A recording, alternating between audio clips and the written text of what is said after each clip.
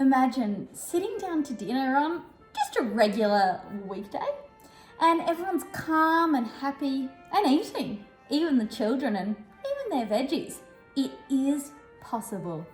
Today, I'm going to share with you two concepts that are rarely talked about and yet underpin eating. Welcome to the Positive Food Education channel. Hi, I'm Kate, mother of four, family dietitian for over 15 years, founder of Foost and creator of Positive Food Education. We all want our children to grow up and have good and healthy values, to make good decisions most of the time. Well, the same is true for food. We're not just feeding our children in the moment. We're actually raising adults who will one day grow and make their own food choices. There's a lot of pressure these days on parents and carers and teachers and educators. Kids are eating too much of that and not enough of this, that it's so easy to become focused on what our kids are eating. But do you want them to just eat broccoli a couple of times when you're sitting there kind of encouraging them, pressuring them to do it? Or do you want them to learn to like broccoli so they'll eat and enjoy it for a lifetime and have the benefits of that? To learn to like a variety of foods, all different foods, for life. I decided to create the Positive Food Education digital channel as a space for me to share video tips and tricks for feeding yourself and your children, for creating happier family mealtimes, some recipe videos including wasting less, as well as some cook-alone kids cooking classes. But before we can get into any of those videos, there's two concepts I want to teach you. The first is about focus, and the next, kindness. First, let's talk about focus. It's really easy to forget that feeding children is a journey. When we first have our babies, we learn all the hurdles of feeding young infants. Then, as they progress from milk to solid foods, there's the journey and the progress there as well. That when they get to start eating family meals, it's really easy to forget that the journey of learning food actually continues. Let's think of reading for a minute. Kids are actually born being submerged in language. They hear it all the time. We start to read to them. Then we might sing the ABC song. They slowly start to learn sounds and the names of letters, small words, and maybe you're driving along and they can read simple words on a sign. They start to read simple books and later progress onto Harry Potter and maybe even Shakespeare. There's always a focus on enjoyment, enjoying the books you read to them and the books they learn to read themselves. And it's a journey and all kids are learning at different rates. Well, the same is true for food. Food also is a journey, but often we teach our kids kind of the sound and then we expect them to straight away understand Shakespeare. And when they don't, we get kind of annoyed.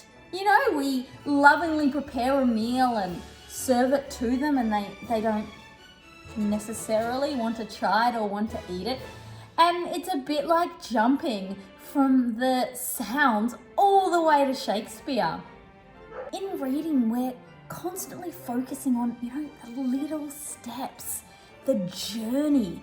Yet in food, we tend to jump right to the end, to the eating, and become very focused on the end goal of eating instead of on the process.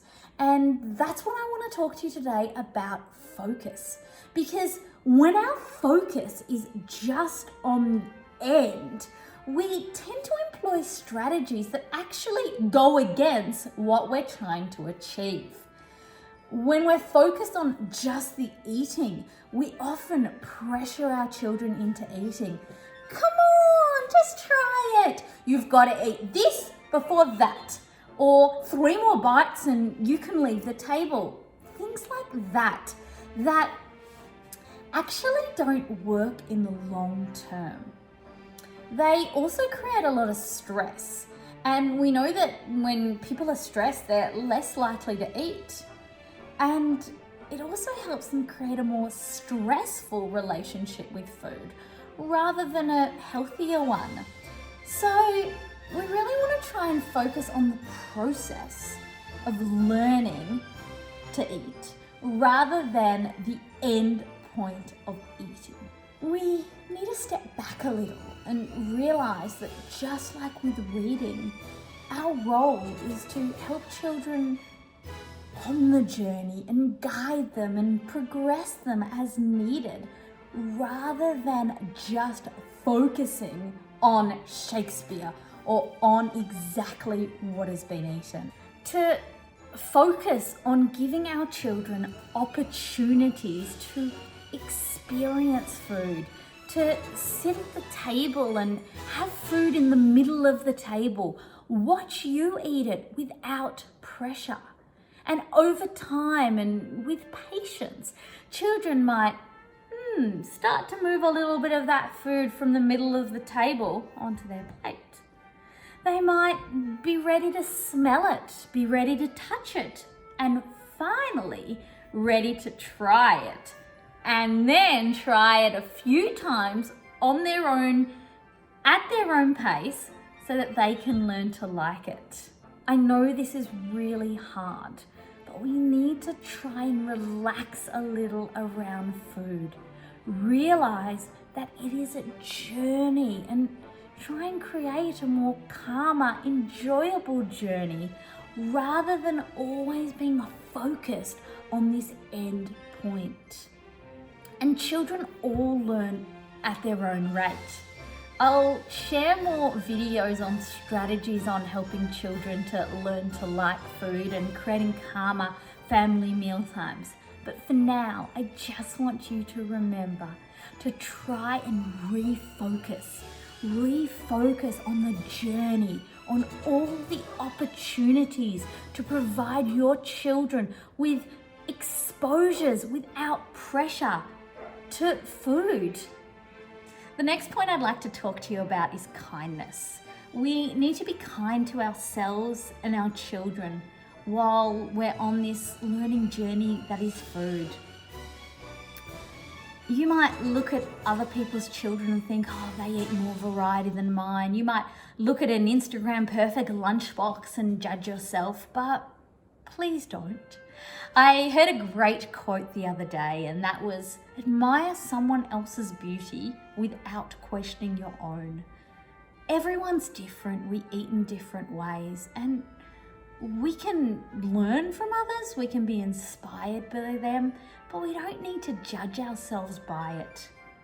What your child does or does not eat is no indication of your self-worth, no indication of your parenting, and no indication of your love to your child.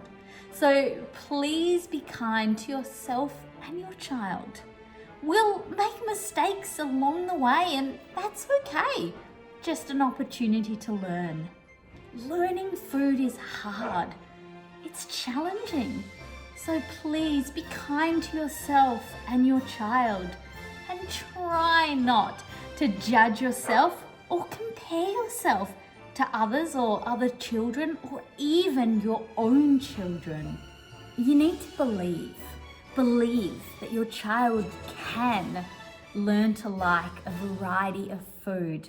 They just haven't learned it yet.